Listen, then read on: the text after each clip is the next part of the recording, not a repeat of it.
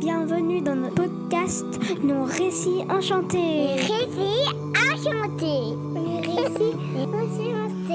Bonjour les copains, bienvenue dans notre monde merveilleux des récits des prophètes. Voici ma maman, elle est psychopédagogue et enseignante depuis 15 ans.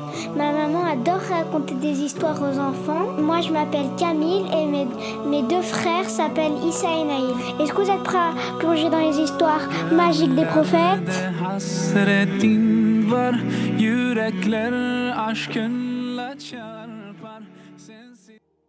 Après la mort du prophète Salih alayhi salam, Allah a donc choisi Ibrahim alayhi salam comme prophète pour guider à nouveau l'humanité.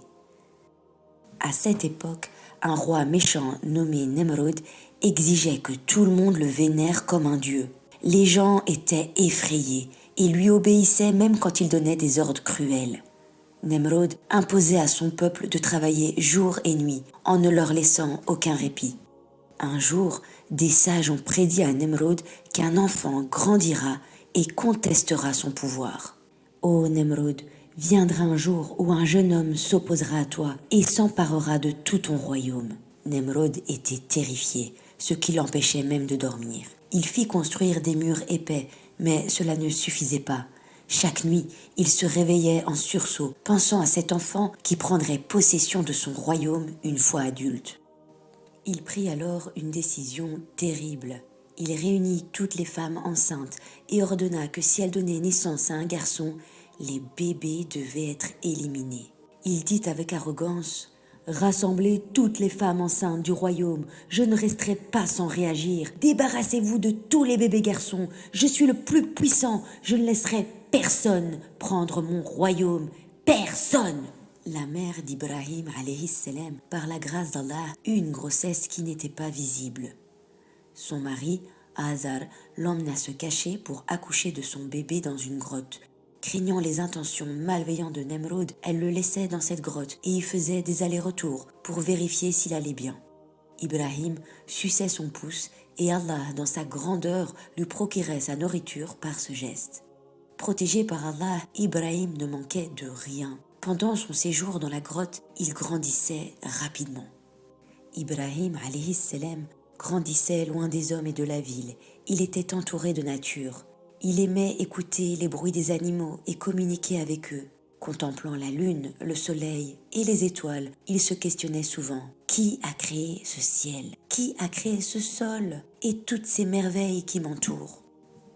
Quelque temps plus tard, Nemrod, ne voyant rien se produire, décida d'arrêter de se débarrasser des bébés garçons.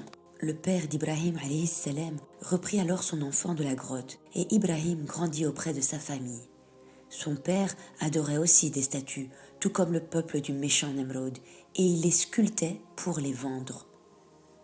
Un jour, Ibrahim parla à son père et lui dit de ne pas adorer ces statues, car il était sincère et voulait le meilleur pour lui. Il lui dit : « Ô mon père, pourquoi vénères-tu quelque chose qui ne peut ni entendre, ni voir, ni te protéger ?» Son père répondit alors : « Ibrahim, pourquoi poses-tu toutes ces questions ? Tu sais bien que ces statues ne peuvent ni nous entendre, ni nous voir. Ne cherche pas à dénigrer nos dieux. » Ibrahim, alayhi salam, avec douceur, continua à parler à son père. « Ô père, je suis un prophète choisi par Allah. Il m'a donné pour mission de vous guider vers le droit chemin, vous rapprocher d'Allah et d'abandonner ces statues qui vous font du mal. » Cependant, le père d'Ibrahim, alayhi salam, n'a pas suivi ses paroles. Il refusa de croire en Allah et de suivre son fils. C'était une terrible épreuve pour Ibrahim alayhi salam. Un soir, les habitants du royaume partirent célébrer une fête pour adorer et offrir des cadeaux à leurs statues. Ils invitèrent Ibrahim alayhi salam à les accompagner, mais il refusa catégoriquement de participer à quelque chose avec laquelle il n'était pas du tout d'accord. Il décida donc de rester seul dans la grande cité de Babylone, refusant de suivre la majorité qui se rendit à cette fête. Ibrahim, paix sur lui, se dirigea vers le plus grand temple de la ville où il vit toutes sortes de nourriture offertes par le peuple aux statues. Et il s'adressa à celle-ci. « Pourquoi ne mangez-vous pas ? Pourquoi ne répondez-vous pas à mes questions ?»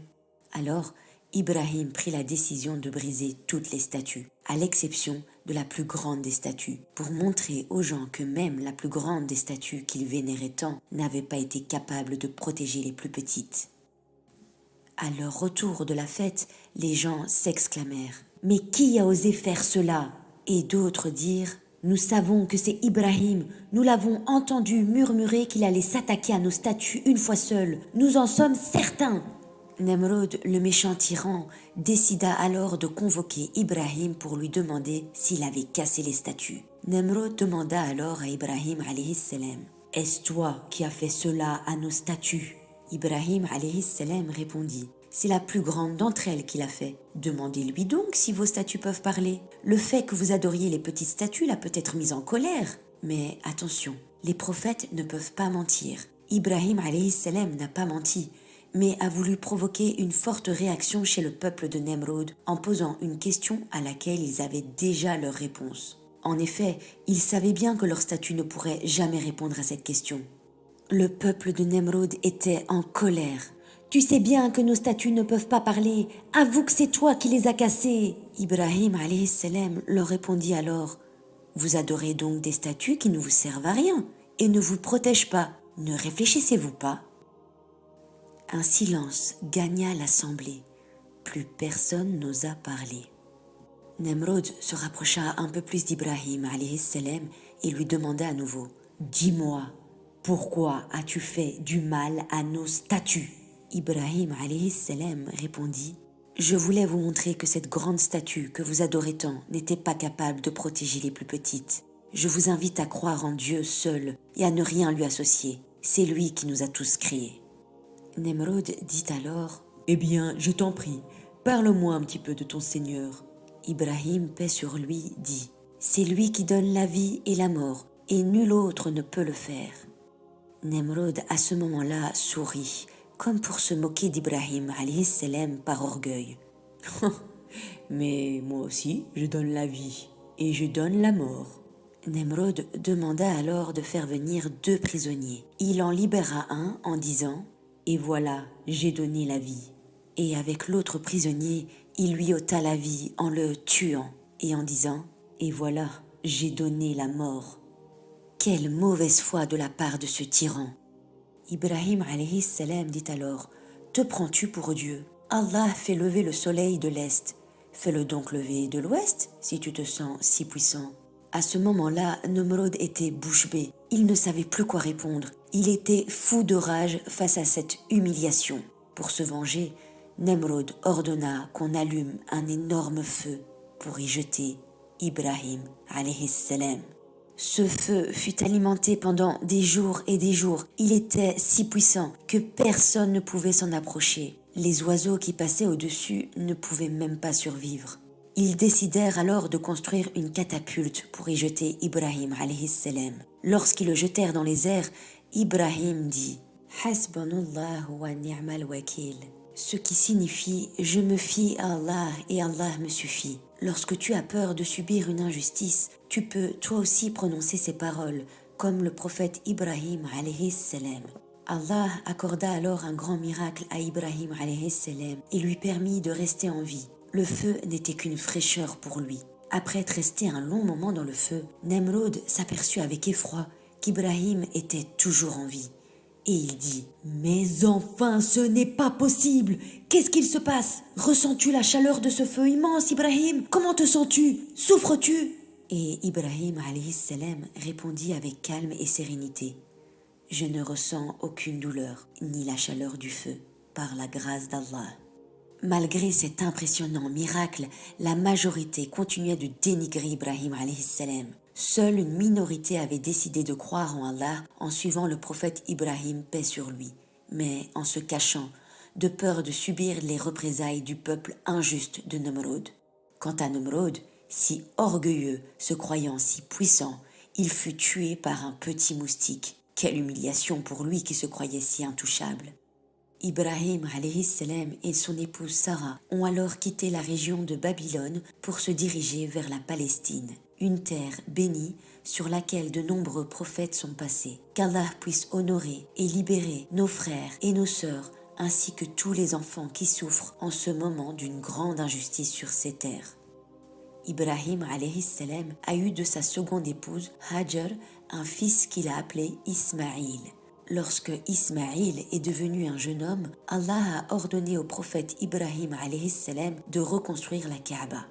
Rappelle-toi, la Kaaba avait été construite par Adam alayhi salam, mais endommagée par le déluge, les vents, le sable et les catastrophes naturelles. Depuis, des hommes et des femmes de toutes les régions du monde viennent visiter la Kaaba. Et alors les copains, après avoir écouté cette histoire inspirante, qu'avez-vous appris ? Eh bien, dans l'histoire du prophète Ibrahim alayhi salam, une des leçons les plus importantes est celle de l'unicité de Dieu, c'est-à-dire croire en un seul Dieu. Ibrahim alayhi salam a montré au peuple de son époque que les idoles qu'ils adoraient n'étaient que des statues faites par des hommes et n'avaient aucun pouvoir. Il voulait les guider vers la vérité. Il n'y a qu'un seul vrai Dieu. Allah est le créateur de tout ce qui existe dans l'univers. Être proche de la nature nous aide à comprendre l'immensité et la beauté de la création d'Allah. Quand tu te promènes dans une forêt, que tu observes les étoiles la nuit ou que tu entends le chant des oiseaux, cela te rappelle à quel point Allah a créé des choses merveilleuses autour de nous. Prendre le temps de profiter de la nature, c'est se rapprocher d'Allah. Savais-tu que des scientifiques ont découvert que lorsque les plantes étaient coupées ou déshydratées, elles pleuraient en émettant des ultrasons que l'oreille humaine ne peut entendre. En prenant soin de la nature, tu te rapproches également d'Allah et toutes ces créatures témoigneront pour toi. L'histoire du prophète Ibrahim, paix sur lui, nous enseigne de précieuses leçons. Lorsque tu es avec un groupe d'amis qui te conseille de faire quelque chose allant à l'encontre de ce que tu crois être juste, reste fort dans tes convictions, et ce, même si tu es seul à ne pas être d'accord. Ibrahim, paix sur lui, est resté ferme car il savait qu'il avait Allah à ses côtés et que c'était la meilleure des compagnies. Imagine, si tu es avec des amis qui pensent qu'il est drôle de se moquer de quelqu'un, mais que tu sais que cela va à l'encontre de la gentillesse et du respect et de ce qu'Allah nous demande vis-à-vis des autres. Il est important de rester fidèle à ce en quoi tu crois et de t'opposer à l'injustice. Et ce même si tout le groupe décide de le faire, tu peux choisir de dire « stop » car tu sais que c'est la bonne chose à faire. Dans ces moments, rappelle-toi qu'Allah est toujours à tes côtés et qu'il te guidera toujours. Oustada Zeynep de Coran de mon cœur nous apprend qu'Ibrahim alayhi salam s'occupe au paradis avec son épouse des enfants qui sont partis trop tôt. Ibrahim et son épouse Sarah prennent soin de ces enfants sur une montagne au paradis jusqu'à ce qu'ils les rendent à leurs parents lors de la résurrection. Ces enfants ont été confiés au meilleur des gardiens par la grâce d'Allah. Chaque maman pourra retrouver son enfant qui l'attend et elle pourra remercier le prophète Ibrahim, paix sur lui, d'avoir pris soin de son petit. Lors de ces retrouvailles, chaque enfant racontera à sa maman tout ce qu'il a fait et tout ce qu'il a appris en la présence d'Ibrahim alayhi salam. Ces enfants partis trop tôt ne rentreront pas au paradis avant d'avoir retrouvé leur maman et leur famille. Ils courront dans les bras de leur maman après avoir été gardés par notre prophète Ibrahim alayhi salam et son épouse. Ensuite, tous seront réunis et pourront entrer au paradis, Inch'Allah. Je te laisse méditer sur ces merveilleux enseignements et je te donne rendez-vous la semaine prochaine pour un autre récit, Inch'Allah. À la semaine prochaine les amis pour d'autres aventures, Inch'Allah.